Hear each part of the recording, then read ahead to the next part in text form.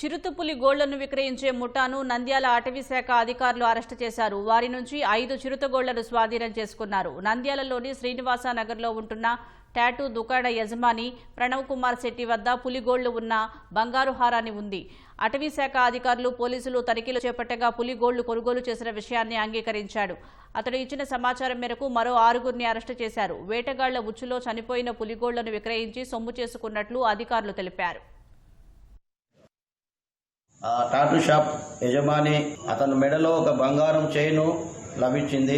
దాంట్లో ఒక చిరుతపులి గోరు డాలర్ కూడా ఉండేది. అది ఏమని అడిగి ఎంక్వైరీ చేస్తే అతను నాకు ఒక వ్యక్తి మహానంది కాడ నాకు వచ్చిందని చెప్పి నాకు ఇచ్చినాడని అన్నాడు. అంటే అతను సమాచార నిమిత్తము అతన్ని మనము మహానందిలో ఉండే ఒక టెంపరీ ప్లాంటేషన్ వచ్చారు. అతను సహచరులు ఒక 4 కలిసి మహానంది కాడ అరటి తోటల్లో కరెంటు పెట్టి వాళ్ళు ఉద్దేశం ఏమంటే ఏదైనా జంతువులు పడుతుంది, అడవి పంది పడుతుంది, దాన్ని వాళ్ళు తీసుకొని అమ్మడము తినడం అనేది మాకు ఆనవాయితీ అలవాటు వాళ్ళకు.